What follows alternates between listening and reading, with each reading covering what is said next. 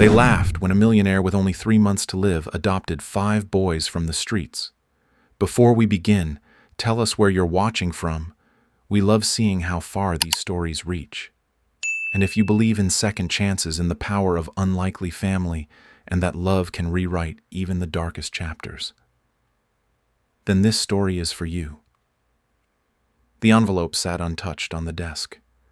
A manila rectangle, plain and unimposing, but weighted with a truth Nathaniel Drake had never been ready to confront.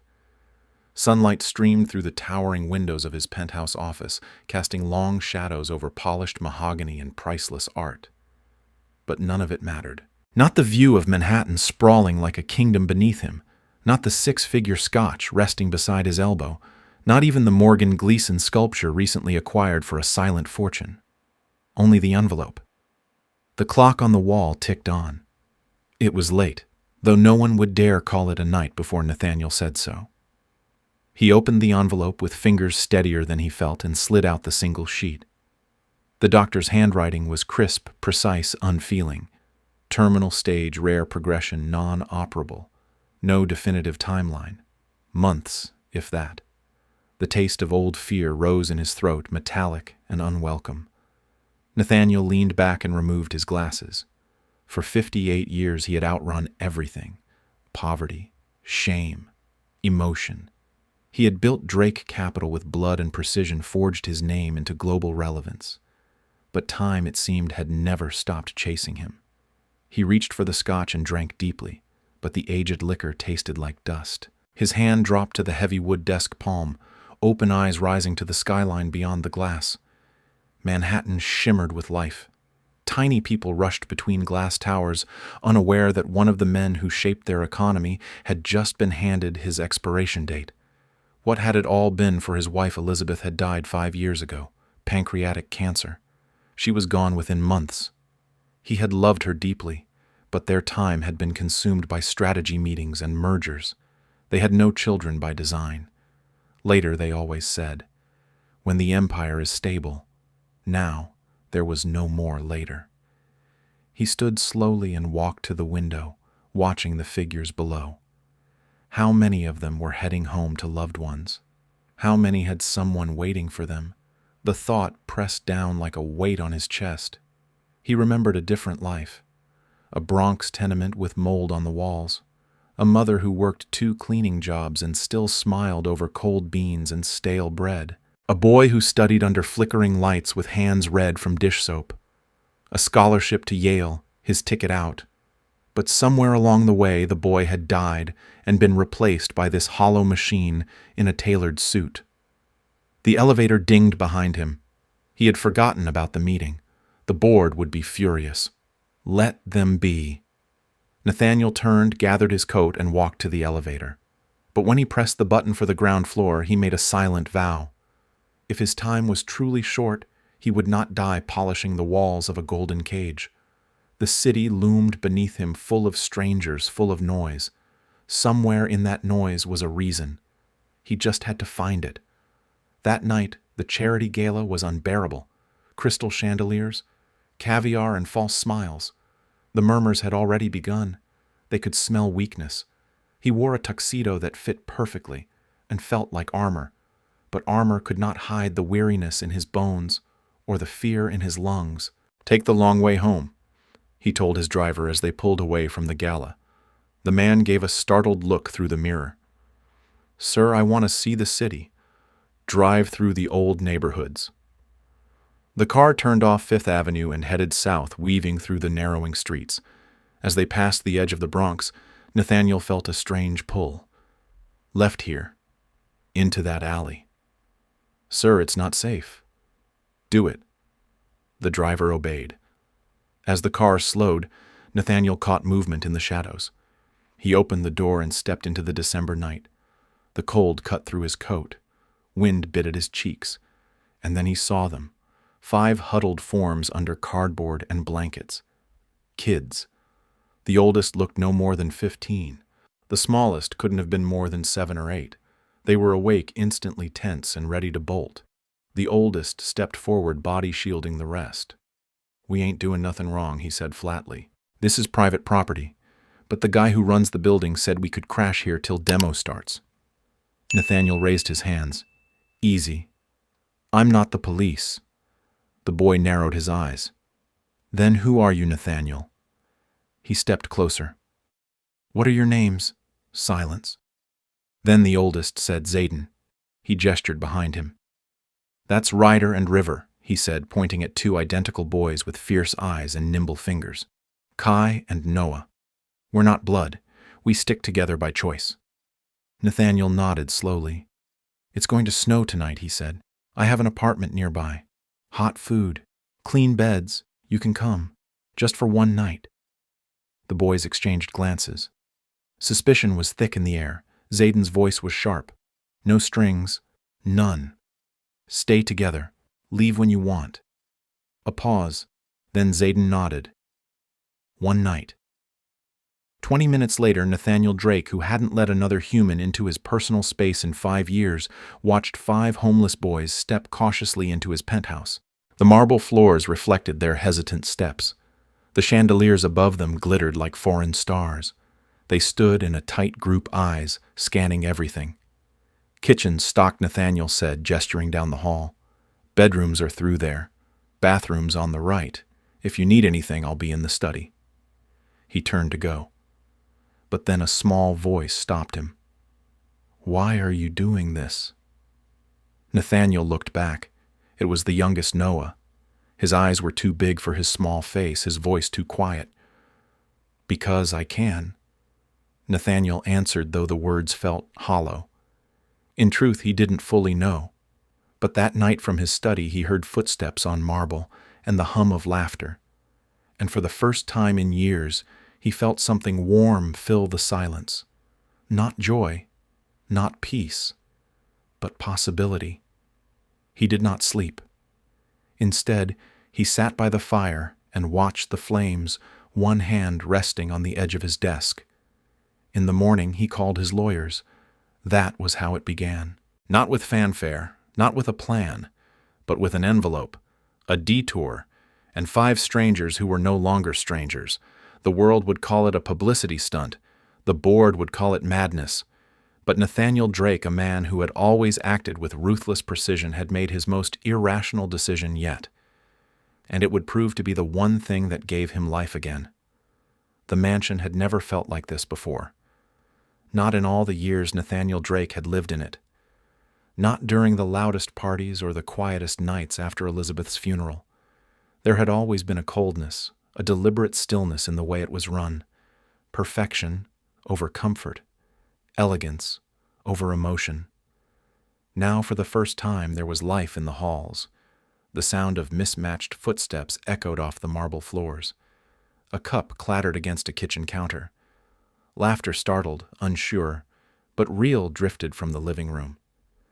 Nathaniel stood outside his study door and listened, his hand resting on the frame. He didn't step inside the room where the boys had gathered. Not yet. He wasn't ready to be seen by them, not as a stranger, but as something else. Maybe a protector. Maybe a man trying not to die alone. 3 days passed. The boys stayed. At first it was awkward. Zayden remained guarded, always sitting with his back to the wall, eyes tracking exits. Ryder and River explored like feral cats, cautious but curious, tapping into the home's security system within the first 12 hours. Kai spent hours sketching quietly by the window, saying little but seeing everything. And Noah, the youngest, the one who asked questions no adult ever answered, spent his time in the library, fingers brushing over the medical textbooks as if they were sacred. Nathaniel watched from a distance. He let them eat whatever they wanted, roam where they pleased. He said little, letting the silence of generosity speak for itself. On the 3rd morning, he called his lawyer again. Mr. Drake! The man's voice crackled through the phone. Tired and alarmed, temporary guardianship is one thing, but adoption. All 5. In your condition. Nathaniel turned away from the window and looked into the living room where the boys sat cross-legged around a breakfast tray, eating cereal and bickering over cartoons. He said, My condition is exactly why I'm doing it. Draft the paperwork. There was a long pause. Then, reluctantly, Yes, sir. That afternoon, the first cracks appeared. It started with a vase, a priceless one, 18th century Chinese porcelain.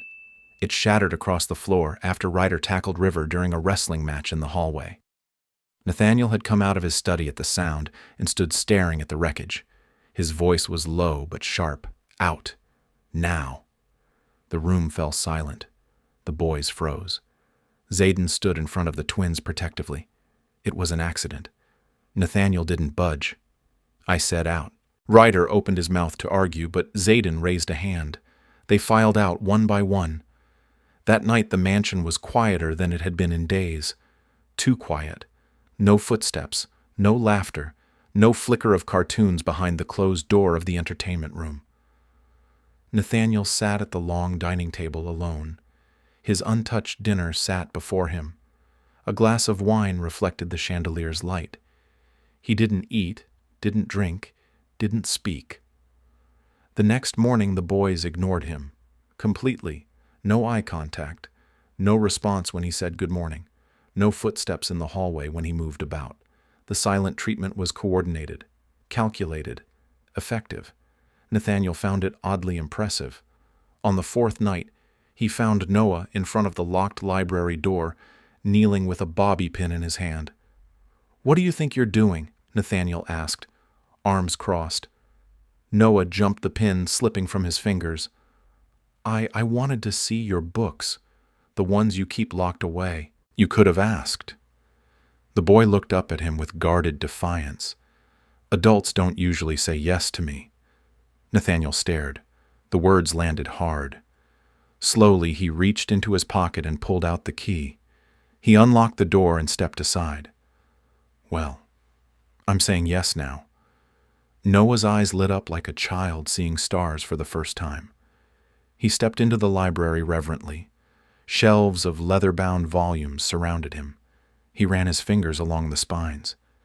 "Can I take one to read?" "You can read these Zayden taught us," Noah said proudly. "He says knowledge is better than money for survival."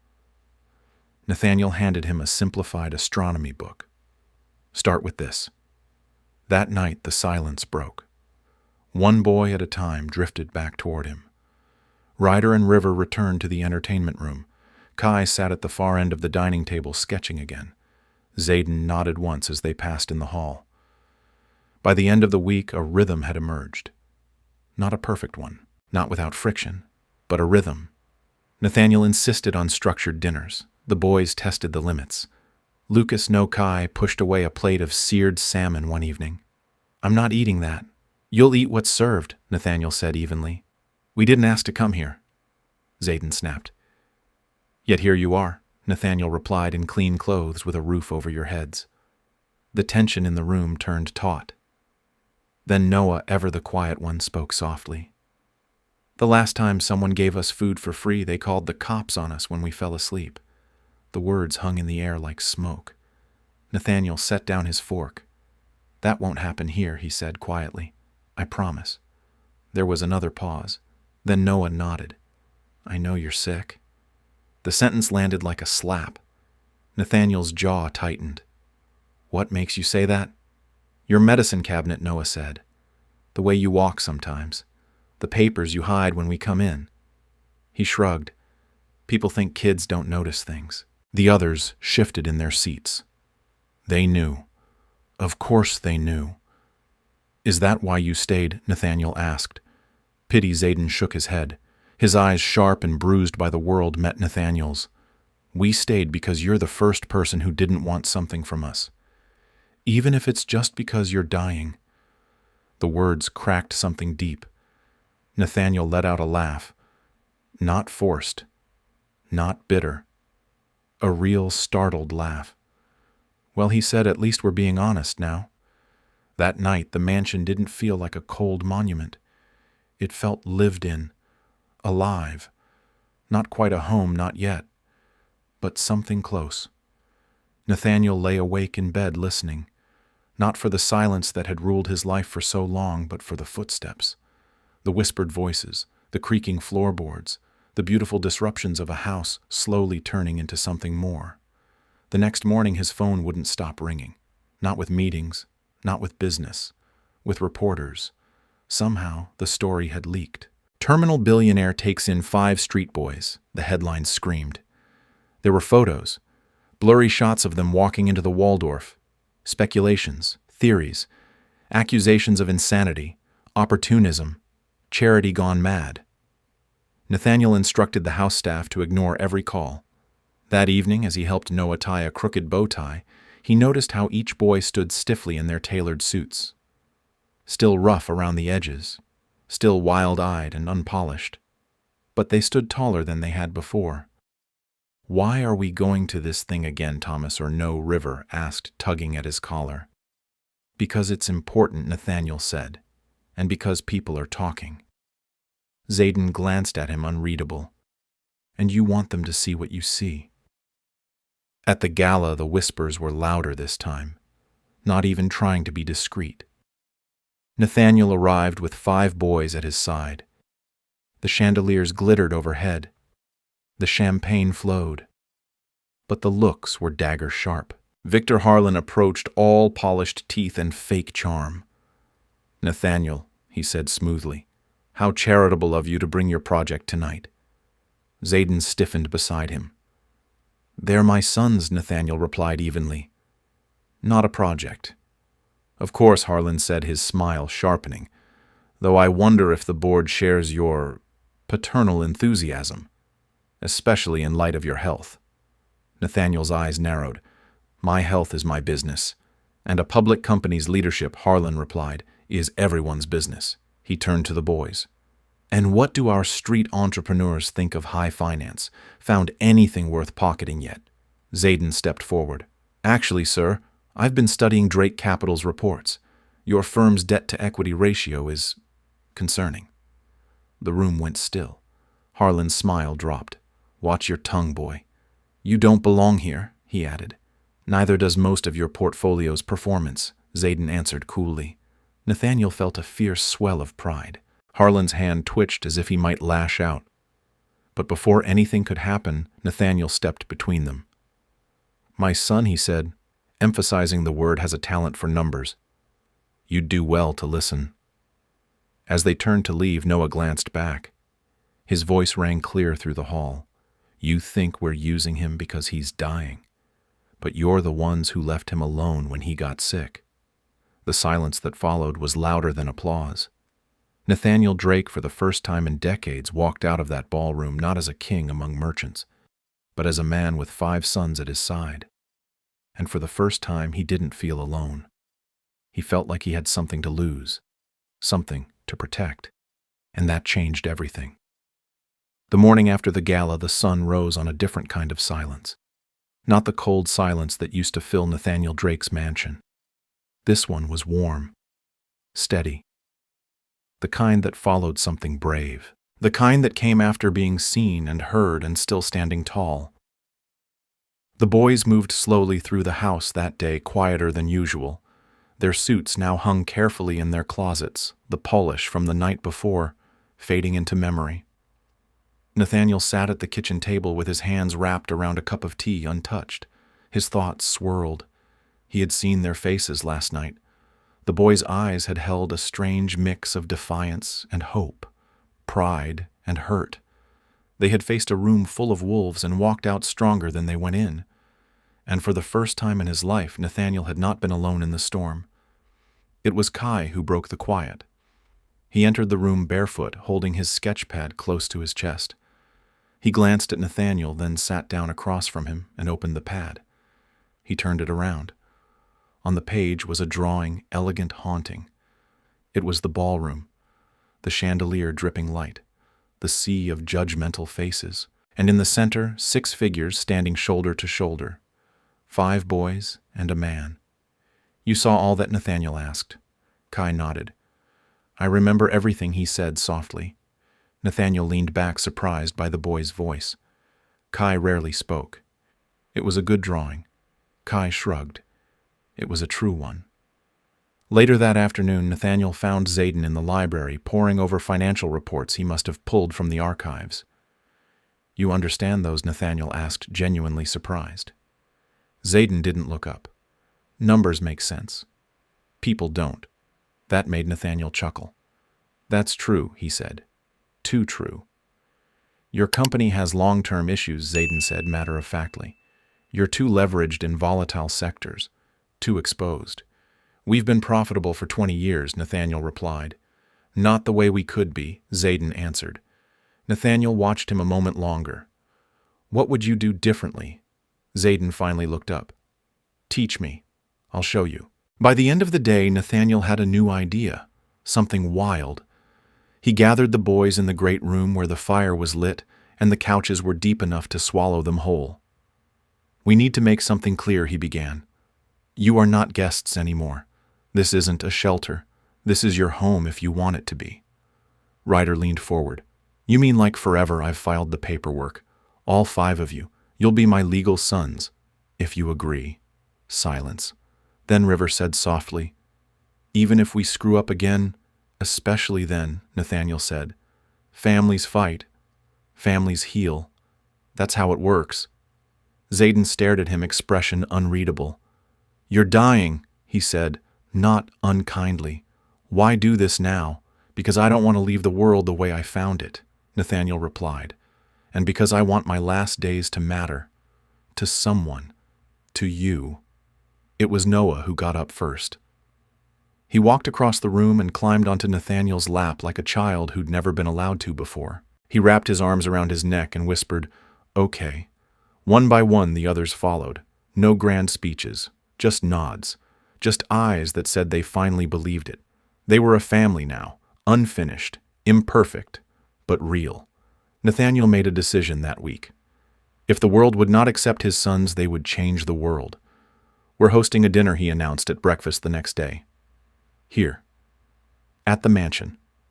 Ryder nearly choked on his toast. You want those people back here? The same ones who laughed at us. Not the same ones, Nathaniel replied. The important ones, the ones who matter. Some will come out of curiosity, some out of skepticism. Let them. But when they leave, they will remember you. River frowned. Why should we care what they think? Because in this world, Nathaniel said, respect is currency, and sometimes you have to earn it by proving people wrong. The transformation began. Nathaniel hired an etiquette coach, a stern Frenchwoman named Madame Beaulieu who wore black gloves and corrected their posture with a stick. Back straight Noah. Fork in the left, knife on the right. Ryder. River do not slouch. Kai eye contact is power. Zayden smile without showing your teeth. You are not animals. You are young gentlemen. The boys groaned, stumbled, rolled their eyes, but they tried. They practiced introductions, studied place settings, memorized guest names and personal histories. Nathaniel watched with pride as they began to stand taller, not just from training, but from knowing someone believed they could. The day of the dinner arrived. The mansion gleamed. The kitchen smelled of saffron and roasted rosemary. Candles flickered. Glasses shined. 7 o'clock came. Then 7:30. By 8, only 6 guests had arrived out of 30 invited. Nathaniel knew what that meant. He smiled anyway. They're scared, Zayden said quietly, standing beside him in a pressed navy suit. Let them be, Nathaniel replied. We're not here to please them. We're here to make them think. Those who did attend came armed with smiles and venom.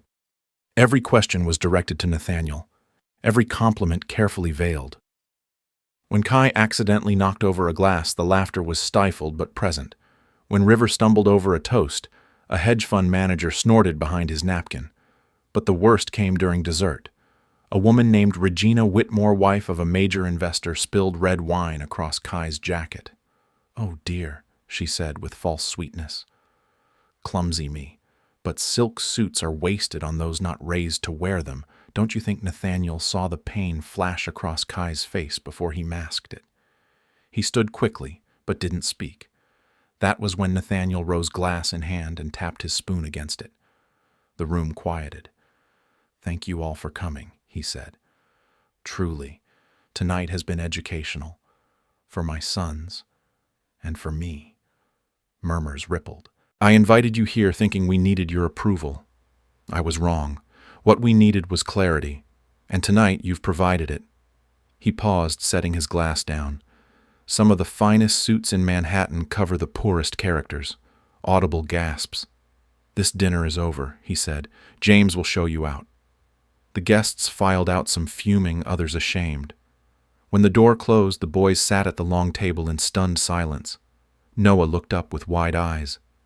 "Did we fail?" Nathaniel looked around at their faces. "No," he said. "They did. They failed to see what I see." "What's that?" River asked. Nathaniel's voice softened. 5 extraordinary boys who survived extraordinary things and who deserve extraordinary opportunities. Slowly, one by one, they smiled. Something had changed in that room. Not in the guests. In them. The world had told them they were unworthy. Nathaniel had given them the tools to say otherwise.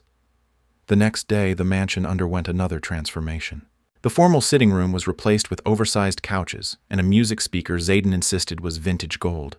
The kitchen became a place of laughter and smoke and failed pancakes, and the rarely used West Wing was turned into what they would call their future. It began with a whiteboard, some markers, and a dream, a project, a rebellion, a blueprint for something bigger than them, something that just might change the world. They didn't know it yet, but they had already started building it. It would be called Project Phoenix. But for now, it was just 6 names scrawled across the board. A man who thought he had nothing left, and 5 boys who had everything the world refused to see. Together, they would become something unstoppable. It started quietly. A whisper behind a door. The soft click of a lock at 2 in the morning. Nathaniel Drake wasn't a light sleeper, but ever since the boys had moved in, something in him had stayed alert through the night. A protective instinct he didn't realize he still had. That night he woke not from pain but from curiosity. There had been footsteps, barefoot, hesitant, then silence. He slipped out of bed, slid his robe over his shoulders, and followed the sound down the hallway. The light beneath the library door glowed faintly. He paused. It wasn't unusual for one of the boys to sneak in and read, but the quiet inside wasn't the stillness of one child lost in a story. It was the kind of silence that followed concentration, shared breath, shared thought. Nathaniel pushed the door open and stepped inside. They didn't hear him at first. All 5 boys were huddled around the long oak table. Papers covered every surface. Notebooks, financial charts, medical diagrams, algorithm drafts, tablet screens glowing with graphs. Noah was pointing at a detailed treatment plan sketched on a legal pad, his small finger tracing a pathway on a diagram that looked frighteningly familiar. "The dosage here is too aggressive. If we lower the intensity and stretch the timeline, we could avoid immune crash. The key is protecting liver function." Zayden nodded. "I've been tracking market trends for pharmaceutical firms. If we move capital through secondary holdings, we can fund experimental treatments without raising flags. We just need to keep it under the radar. We'd need a lab partner," Kai added, voice low. "Someone who won't ask questions and can prototype what we design." Ryder was already typing. "Working on it. Found 3 labs in New Jersey with the equipment. River's tracing their compliance history now." River held up a spreadsheet. 2 are clean, 1's shady. "I like shady." They all laughed softly. Nathaniel stepped forward. "What is going on here?" The boys froze. Not one moved. Then Zayden stood slowly. "We know how to save you." The words hit Nathaniel like a punch. He blinked. "What did you say?" Noah stepped forward, holding the notebook with the treatment diagram. "Your cancer. It's rare, aggressive, but it's not unbeatable. The protocol they're using, it's old. Too much damage to healthy cells. We think we've found a better way." Nathaniel looked at the boy in disbelief. "You think, Noah, you're 9 years old. And I read faster than your oncologist," Noah said quietly.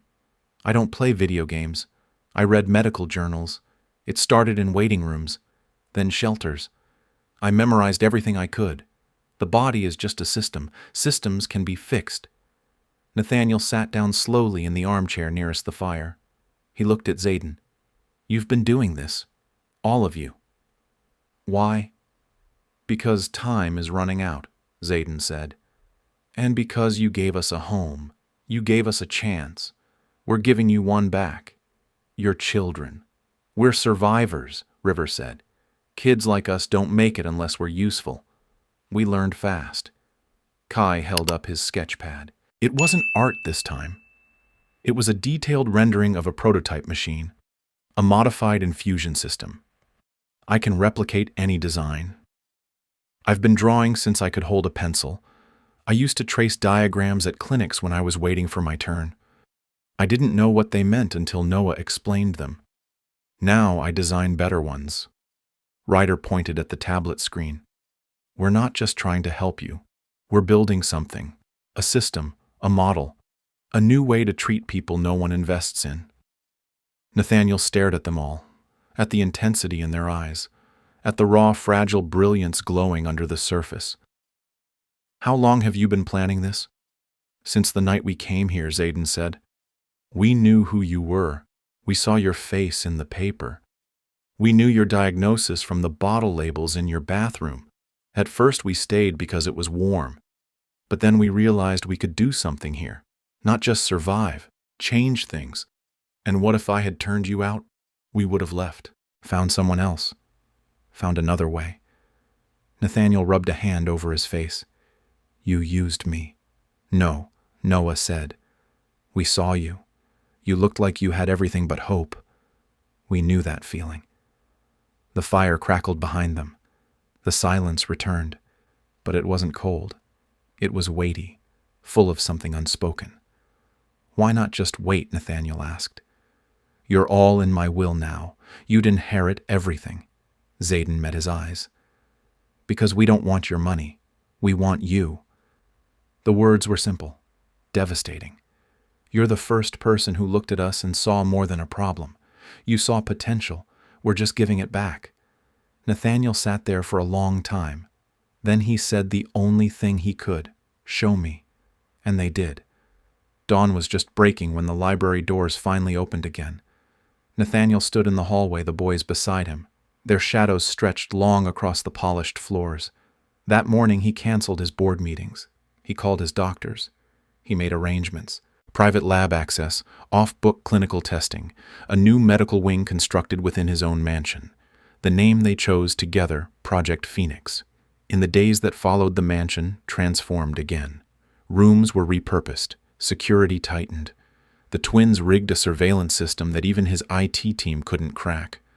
Kai converted a sunroom into a design lab. Noah built a database of every treatment ever trialed against the cancer variant Nathaniel had. Zayden worked from Nathaniel's office, learning the financial infrastructure of Drake Capital with stunning speed. Nathaniel watched them with awe and increasing humility. These boys, these discarded miracles, were building a revolution inside his home. And they were doing it out of love. 3 nights into the project, Nathaniel collapsed. He had been walking from the study to the dining room when the pain gripped him like a vice. The next thing he knew, he was on the floor, gasping. The boys found him seconds later. Noah took command. Move him to the treatment room. Now. Ryder and River lifted him carefully, their movements sure and practiced. In the newly outfitted treatment wing, Kai checked vitals while Noah prepared an injection. This isn't standard protocol, Nathaniel muttered. It's better, Noah replied. You said you trusted us. Let us prove it. The days that followed blurred. Pain, dizziness, exhaustion. But through it all, the boys never left his side. They took shifts, reading to him, monitoring his progress, adjusting doses. At one point, Nathaniel woke to find Zayden sitting at his bedside, reading aloud from a legal contract. We're moving half your capital into silent funds, he said without looking up. Safer, private, off the radar. You're managing my empire while I'm on morphine. Yes, Zayden said, and we're doing a better job than your board. Nathaniel laughed, then winced. God help us all. He already did, Zayden said. He gave you us. By the end of the first treatment cycle, Nathaniel's blood work showed improvement. The markers were shifting, not enough to declare victory, but enough to hope. His doctors were baffled. Unprecedented, one said, staring at the charts. Who's leading this protocol? Nathaniel smiled faintly. A 9-year-old with a library card. The man laughed. Nathaniel didn't. Project Phoenix moved faster than anyone thought possible. Within 2 weeks, they had a working model of a predictive algorithm that could anticipate market volatility using a system of behavioral tracking that Ryder and River developed from scratch. Zayden oversaw implementation. Kai built the presentations. Noah, in between treatments, filed for a research grant using one of Nathaniel's dormant shell companies. And one evening, as Nathaniel watched the 5 of them arguing over graphs and schematics at the dining table, he realized something. These weren't just boys anymore. They were visionaries. They were engineers, doctors, strategists, artists, survivors, and they were his sons. He would fight to live, not because he feared death, but because he wanted to see what they would build next, what they would become, and who they would save next. In the basement, Kai painted the first mural, a phoenix rising from shattered glass. The words beneath it were Zayden's. We rise not from ashes, but from the fire we never let kill us. Nathaniel stood before the mural in silence for a long time. Then he placed his hand on the wall and whispered, "Then let's rise together." It was almost midnight when Nathaniel Drake stepped out onto the terrace of his mansion, a soft winter breeze tugging gently at the sleeves of his robe. Below him, the lights of Manhattan flickered like restless stars, the pulse of the city mirroring the one that now beat in his chest, not strong, not steady, but present. Behind him, through the tall windows, he could see the boys asleep around the living room. Zayden had fallen asleep upright in an armchair, his arms crossed and a tablet still glowing in his lap. Ryder and River had curled up together on the couch, surrounded by schematics and empty mugs of hot chocolate. Kai had slumped forward at the dining table, his sketch pad open beneath his cheek. Noah lay on the carpet nearby, wrapped in a blanket, and snoring softly, one hand resting on a medical chart he had fallen asleep studying. Nathaniel stared at them, a wave of something powerful rising in his chest. Not pride, not gratitude, something deeper, something like awe. Inside the house, the mansion had evolved beyond recognition. The West Wing, once used for storage and occasional banquets, now buzzed with life. The boys had transformed it into a private innovation lab. The walls were covered in whiteboards, digital displays, and corkboards filled with string-linked diagrams. The air smelled like soldering wires and printer ink and ambition. The East Wing had become their medical center. Noah had designed a fully functioning treatment suite, complete with infusion systems and biometric monitoring. Nathaniel's oncologist had visited once and left, confused, amazed, and deeply unsettled by what the boys had accomplished. They had dismissed the findings, of course, called it amateur science. But Nathaniel had seen the numbers. His cancer markers were down again. His energy was slowly returning. The pain, once a dull roar, now only whispered in the background. But as the mansion came alive with purpose, the outside world began to push back. It started with a call from Marissa Vale. She had been Nathaniel's assistant for 20 years, a woman who prided herself on precision and loyalty. Her voice was clipped when she called. "Nathaniel, the board is concerned. There are rumors. You've gone dark. You've canceled meetings. And now there's talk that you've given significant capital control to a group of minors." "My sons," Nathaniel said simply. "They're more than capable." There was a pause. "You're very sick. You may not be thinking clearly." "I've never thought more clearly," he replied and hung up. The next day, a social worker arrived at the mansion. Her tone was polite. Her smile was not. "We received an anonymous tip. Concerns about minors in a private residence. Are they being properly supervised? Are they safe?" Nathaniel watched from the hallway as she sat with Noah in the study. "Do you feel safe here?" she asked. Noah tilted his head, calm as ever. "Safer than I've ever been. And smarter, too." She didn't know what to do with that. She left an hour later, her notepad mostly blank, her expression unreadable. That night, Zayden sat at Nathaniel's bedside. "They're watching us now," he said. I checked the network. Someone tried to breach the mansion's security firewall. 3 times. Lawson, Nathaniel muttered. Or someone working with him. Curtis Lawson had been his rival for decades. CEO of Harlan and Cobra, ruthless, ambitious, dangerous. He had always viewed Nathaniel's compassion as weakness, And now, with Nathaniel sick, he saw opportunity. "He's been circling," Zayden continued. "We intercepted a message from your CFO. They're discussing succession plans. Contingency moves. If you're declared incapacitated or worse, he'll launch a takeover." Nathaniel nodded slowly. "He won't wait long." The twins came in next. Ryder handed him a tablet. "We ran diagnostics on the entire mansion system. There's a breach we can't trace. Whoever did it is good. But we're better." River added, "And your private servers were accessed last night. Internal files, Project Phoenix folders, and..." He paused. "And what your medical files," Ryder said. "Someone stole your treatment data." Nathaniel stood, or tried to. His knees buckled slightly. Zayden caught his arm. "Who had access?" "Only the house staff," River said. "And Marissa. She was here last week?" Nathaniel's jaw clenched. "She wouldn't." But even as he said it, he knew the truth. Loyalty had its limits, especially when power was on the table. The next morning, Lucas, or rather Kai, burst into the study, tablet in hand.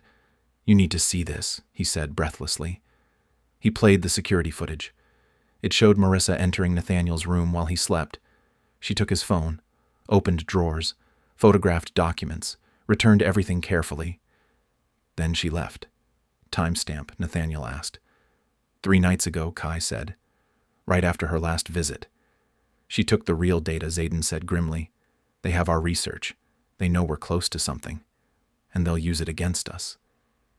Nathaniel closed his eyes. "Find her," he said. "Today."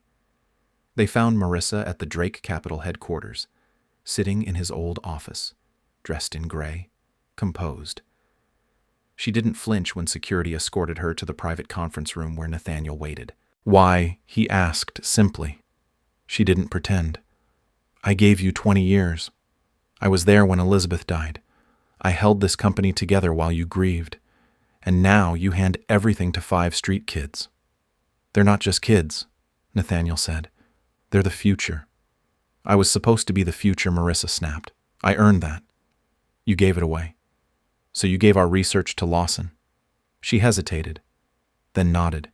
"He promised a partnership, an executive seat." "I deserve that." "You deserve nothing," Nathaniel said coldly. "You took what wasn't yours. And you endangered the lives of children who trust me. Children who are playing with medicine and finance like toys," she said. "They're brilliant," Nathaniel replied. "Braver than you'll ever be." He turned to security. "Escort her out. Strip all credentials. Full NDA enforcement." After she was gone, he called the boys into the study. "They have everything," he said. "Your research, our projections, the early prototype data." Zayden folded his arms. "Not everything." "What do you mean?" Nathaniel asked. "We've been working in layers," Noah said. "Decoy protocols, shadow folders. What they stole was a draft version. The real progress, Project Phoenix in its final form, is still locked down. Only we have access." River added, "We'll have to accelerate the treatment and the rollout of the algorithm before they figure out it was fake."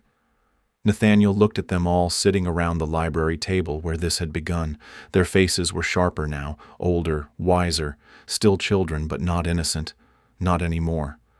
"Are you sure?" he asked. "This will be dangerous. They'll come after us harder now." Zayden stood first. "You gave us a home. We're giving you a future. We don't quit, not now." One by one they placed their hands on the table. Ryder, River, Kai, Noah.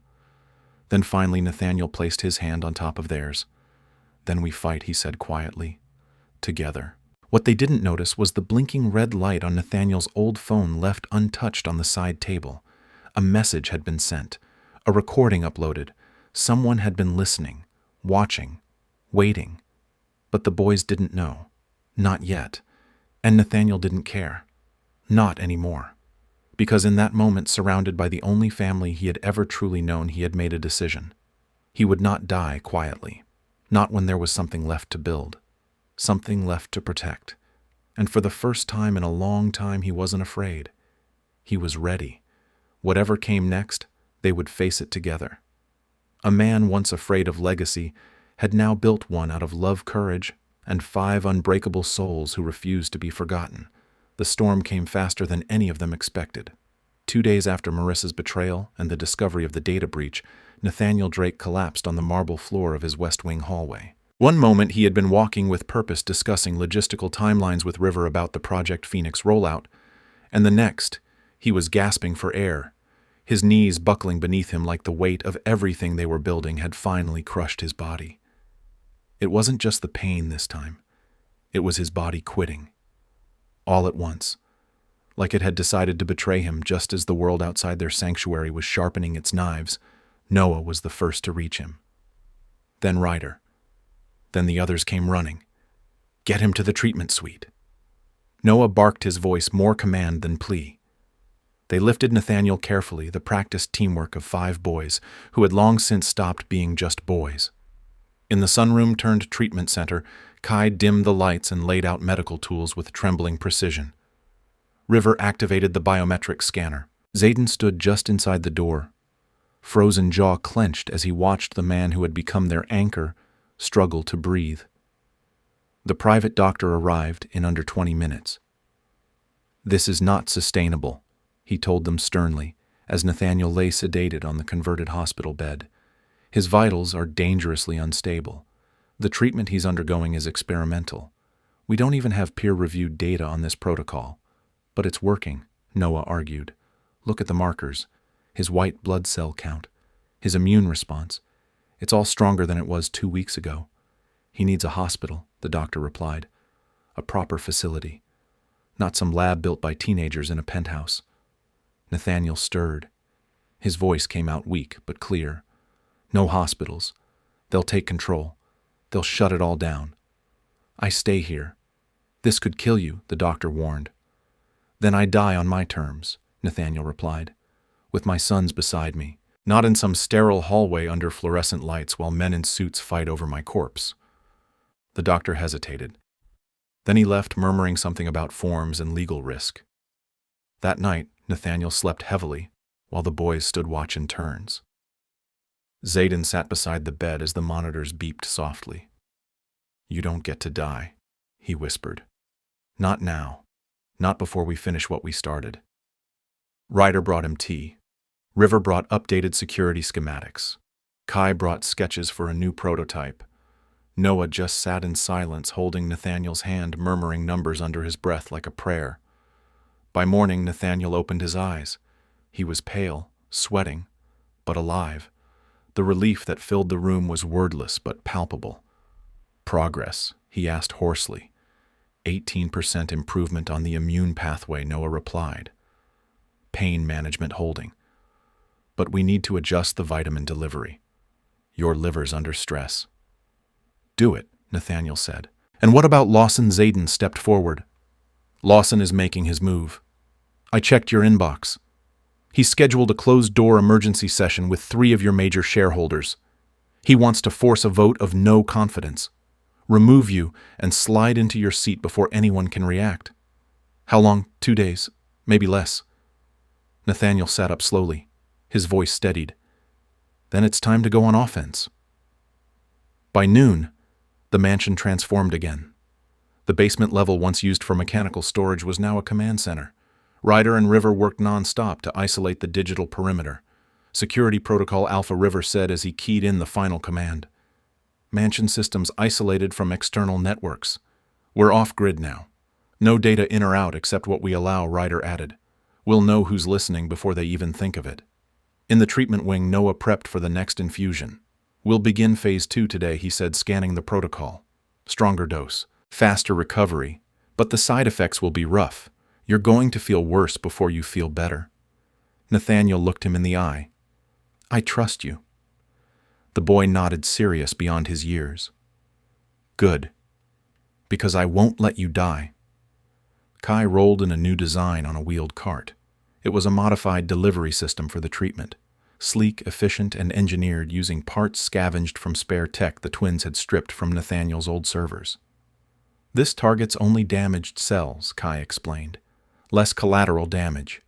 We'll call it the Phoenix Injector. You built this, Nathaniel asked, awe in his voice. We all did, Kai said, but I drew it first. They began the treatment at dusk. Nathaniel lay back as the cool fluid entered his veins. His jaw clenched. His body trembled. But he didn't cry out. He never did. The boys stood in a half circle around him, watching the monitors, watching each other. And above them on the wall, the phoenix mural Kai had painted glowed with the last light of day. During the hours Nathaniel rested, Zayden moved into action. He donned a dark gray suit tailored hastily, but fitting just well enough. He carried a leather binder under his arm and walked through the doors of Drake Capital like he had been born there. The receptionist blinked at the sight of him. I'm here to see the board, Zayden said calmly. I'm acting under limited power of attorney granted by Nathaniel Drake. Here's the documentation. He placed the binder on the desk. Legal, ironclad, undeniable. It took less than an hour for the news to travel. The boardroom was tense when he entered. 13 men and women in expensive clothes, none expecting to be addressed by a 15-year-old with the confidence of a seasoned CEO. One of them leaned forward. You're the street kid he took in? I'm his son, Zayden corrected. And I'm here because while you're all planning power grabs, we're saving his life. With what homemade medicine and teenage dreams, a woman scoffed. With results, Zayden replied. You've seen the numbers. Project Phoenix is real. And we're already generating data that has the attention of 3 major biotech firms. What do you want? Another board member asked. A delay, Zayden said. No vote, no leadership change. Give us 30 days. If we fail, do what you want. But if we succeed, you'll be on the right side of history. Silence fell over the room. No one spoke. Then a hand rose, then another. The vote wasn't unanimous, but it was enough. They agreed to wait. Zayden left the building with his head high, stepping into the waiting car like the victory had been preordained. Back at the mansion, the other boys had been equally busy. Ryder and River finalized the deployment of the early-stage version of their algorithm. 18% return on a dummy portfolio in under 10 days, Ryder reported. Projected 32% if scaled. We're beating the market with shadows. River added, once we go live, we can fund the entire next phase of research without touching the Drake accounts. Kai had designed a full brand package for Project Phoenix logos, color schemes, even a future website that made the initiative look like a cutting-edge tech firm. Perception is power, he told Nathaniel as he helped the man sit upright in his treatment chair. If they think we're real, they'll treat us like we are. But we are real, Nathaniel said. We just happen to be young. Then let's make that the story, Kai said. That evening, the boys gathered again in the library. This time, not to study or plot or analyze. This time, they brought pizza. Real, greasy New York pizza that stained napkins and burned the roof of your mouth. They sat on the floor. Nathaniel among them, in pajamas for the first time in decades, with a slice in one hand and his IV pump clicking quietly beside him. You're not just my legacy, he said, looking at them. You're my reason. Zayden raised his soda. To the future. To family, Noah corrected. Outside the city spun on, unaware, unbelieving. But within the walls of that house, something extraordinary had taken root. 5 boys and a dying man had drawn a line. Against greed, against cynicism, against time itself. And they were winning. One breath at a time. One battle at a time. One miracle at a time. They didn't know it yet.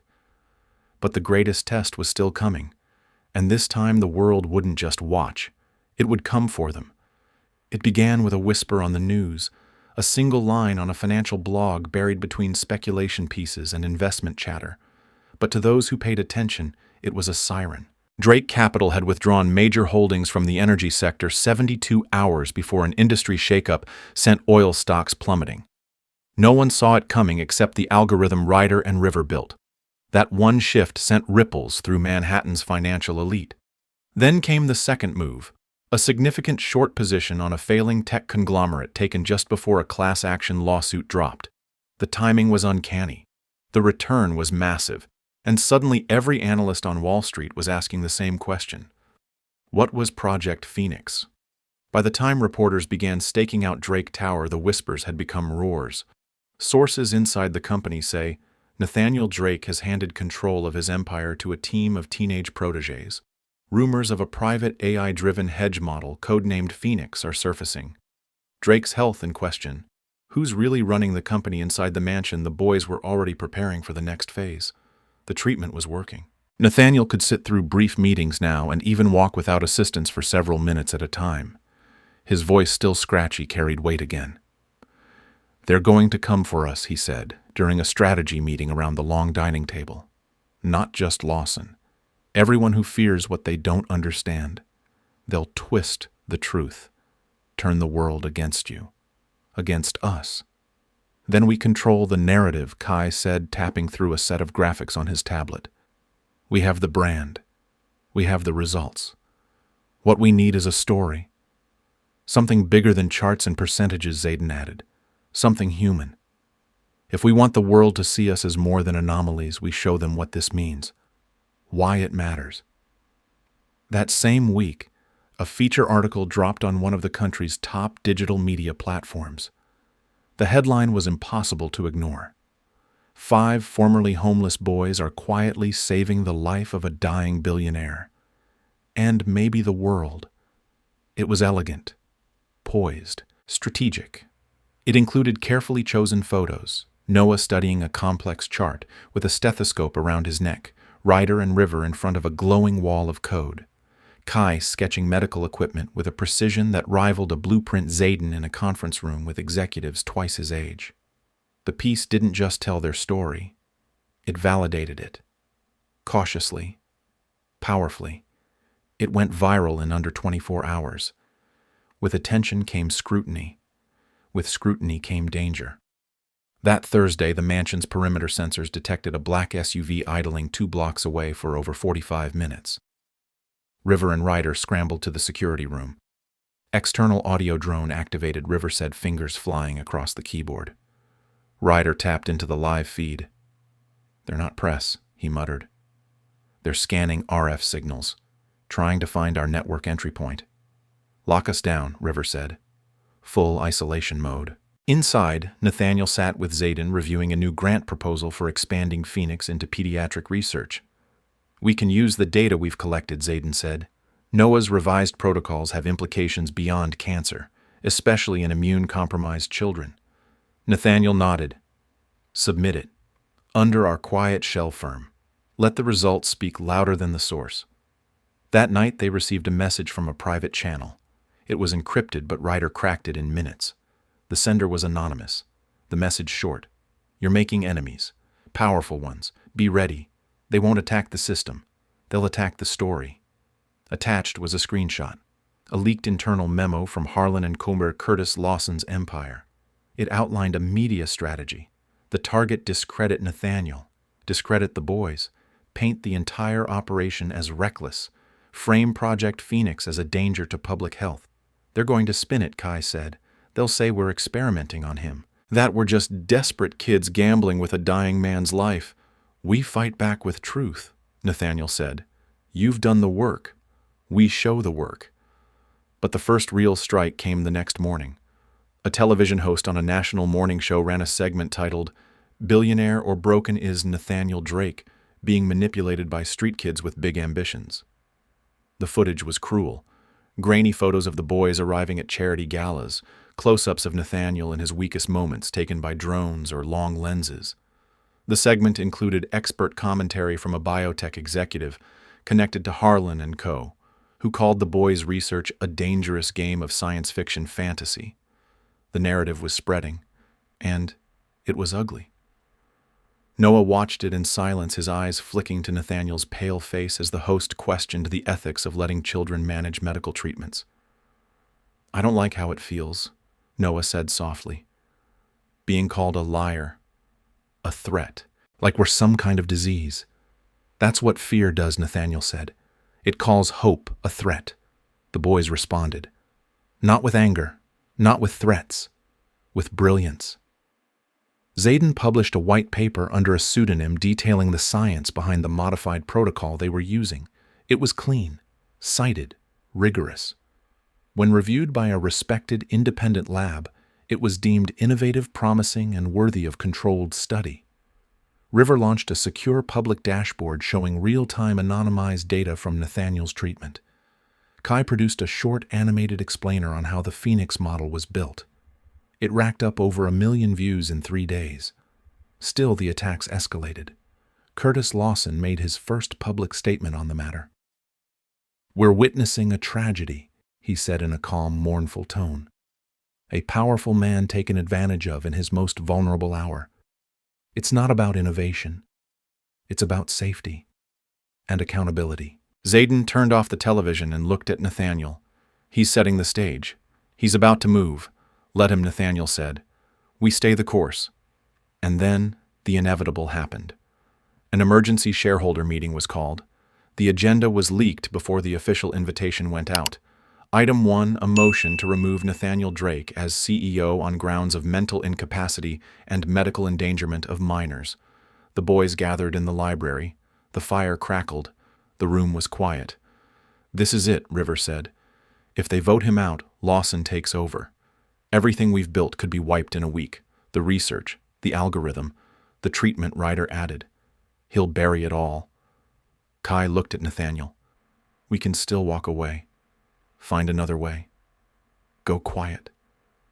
"But we won't," Zayden said. "Because if we walk now, we teach them they were right to doubt us." Nathaniel slowly stood. His body shook slightly, but his eyes were clear. "You've all done more than anyone could have asked. If you want to step back, I will never hold it against you. But I will not go into that room tomorrow as a dying man. I will go in as a father, a builder. And I want to walk in with my sons at my side." Noah reached out and took his hand. "We're with you," he said simply. One by one, the others nodded. Then tomorrow, Nathaniel said, we change the story. The next morning, the boardroom was full. Suits, cameras, cautious glances. Nathaniel entered slowly, flanked by the 5 boys who had once been dismissed as strays.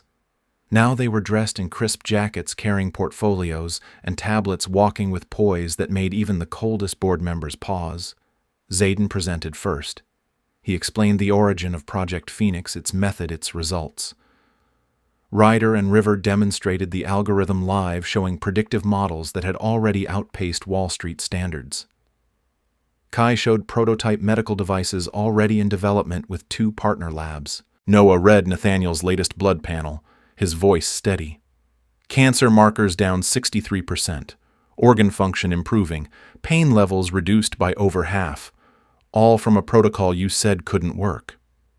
When the room fell silent, Nathaniel stood. He said nothing about illness, nothing about loss, just one thing. "These are my sons. I trusted them with my life. They saved it. The only question left is whether you have the courage to let them save yours too." The vote began. And for the first time in a long time, Nathaniel did not wait with dread. He waited with hope. Because whether the vote passed or failed, he already knew one thing with certainty. His legacy was not numbers. It was names. Zayden, Ryder, River, Kai, Noah. And whatever came next, they would rise into it together. The vote came in waves, not thunder. One by one, each name called. Some board members hesitated, eyes flicking from Nathaniel to the boys seated beside him. Others answered quickly, votes prepared before the meeting even began. The room was still as a held breath, tension bending the air like heat rising off pavement. In the front row, Curtis Lawson sat with hands folded, an expression of polite boredom masking the edge of calculation beneath. He was not worried. Not yet. 9-4, the secretary announced. Motion to remove Nathaniel Drake as chief executive officer fails. Silence held. Then Zayden exhaled slowly. Not relief, not victory, just breath. Nathaniel's hand resting on the table curled slightly inward before he forced it flat again. He stood slower than he would have 6 months ago, but strong enough to silence the room. "Thank you," he said, voice hoarse but unwavering. "I will continue to serve this company, not because I fear what happens if I leave, but because I believe in what it becomes if we do this right." There was no applause, not in a boardroom like this. But something shifted. The narrative had cracked. Not wide open, not yet, but just enough for light to get in. Curtis Lawson stood as well. Then I withdraw my emergency motion, he said smoothly. For now. He turned toward the boys. But let's be clear. The moment you slip, the moment those algorithms fail or a data point goes sideways, I will be waiting. And I won't miss twice. He left the room before anyone could respond. Back at the mansion, the air was different. Lighter. Not celebratory. They were too tired for that. But hopeful in a quiet way. Nathaniel sat near the glass doors overlooking the garden. Kai's Phoenix mural now replicated in full color along the outside wall beyond the courtyard. It's not over, Nathaniel said to no one in particular. But it's begun. That night the house was filled with movement. River rewrote firewall scripts. Ryder installed biometric locks on all lab-level doors. Noah upgraded the dosage delivery system. Kai designed new branding materials for a public relaunch of the Phoenix Initiative. Zayden reviewed contracts from 3 venture partners requesting collaboration under strict NDAs. It wasn't just a project anymore. It was a movement, and it needed a new name. We can't call it Project Phoenix forever, Kai said the next morning over breakfast. It sounds like a science experiment, it was Ryder pointed out. And it worked, Noah added. But now it's more, Zayden said. It's a platform, a medical solution, a business model, maybe even a new way of thinking about healthcare access. Then give it a name that lasts, Nathaniel said. A name that holds all of that. By the end of the day, they had it. Lumen Vitae, Latin for light of life, simple, elegant, powerful. Zayden filed the paperwork for trademark. Kai launched the visual identity. River bought the domain. Ryder mocked up the first homepage. Noah began outlining how their research could form the basis of a fully certified clinical trial, though it would need time and careful partnerships. 2 weeks passed, then 4. The Phoenix Protocol entered its 8th cycle. Nathaniel's blood work continued to improve. He walked a full 5 minutes unaided, sat through 2-hour meetings. His voice regained its richness, his humor its edge. But there were still bad days. Days when he couldn't speak, when he slept too long and woke in confusion. The boys never left his side. One such day, Nathaniel called Zayden to his room. "Sit," he said softly, motioning to the chair beside him. "There's something we haven't talked about." "We've talked about everything," Zayden replied, "except what happens if I die." Zayden stared at him unmoving. "I'm not afraid," Nathaniel continued. "Not anymore. Because if I go, I know you'll still be here. You'll finish it, make it better, build it bigger." "You're not going anywhere," Zayden said, quiet and firm. "You said yourself. You're not dying. You're just healing backwards." Nathaniel smiled. That does sound like something I'd say. He reached under the bed and pulled out a slim black folder. Inside were papers, official, signed. "This is my succession plan," he said, "legally binding. The moment I'm no longer fit to lead the company transfers to a trust. The trust is governed by 5 names, yours, Ryder's, River's, Kai's, Noah's. No one can override it. Not even the board. Not even Lawson." Zayden looked down at the folder like it was a bomb.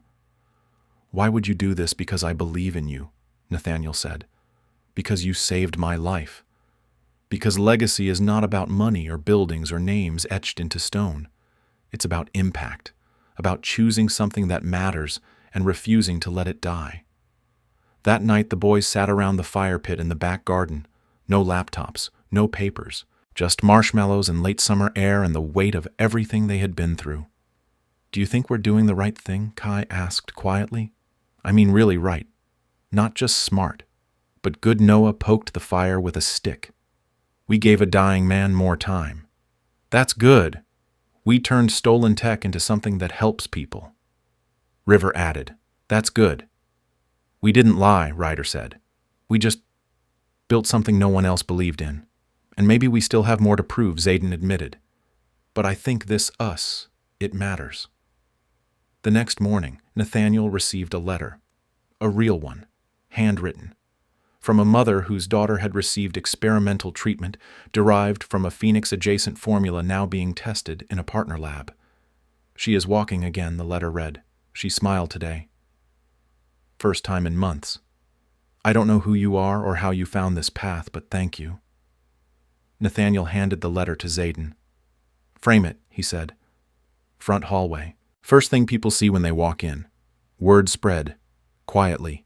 Powerfully. Lumen Vitae became more than a buzzword. It became a beacon. Clinics reached out. Students applied for fellowships. Journalists asked for second interviews. Nathaniel refused most of them. He didn't need press. He had proof. But not everyone was happy. Curtis Lawson, ever the tactician, pivoted. If he couldn't dismantle them through the board, he would buy out every lab, every supplier, every minor stakeholder connected to their ecosystem. Within 10 days, 3 of their tech partners backed out of future collaborations. He's cutting off our oxygen, River said. He's not trying to kill us, Ryder added. He's trying to suffocate us. Nathaniel called an emergency meeting. He's forcing us into the open, he said. If we stay in the shadows, he'll isolate and control us. So we go public. You mean launch? Zayden asked. Officially. Yes, Nathaniel said. No more code names, no more back channels. We hold a press conference. Introduce the world to Lumen Vitae. Tell them everything. It was a risk, but it was time. They chose a quiet auditorium in the city.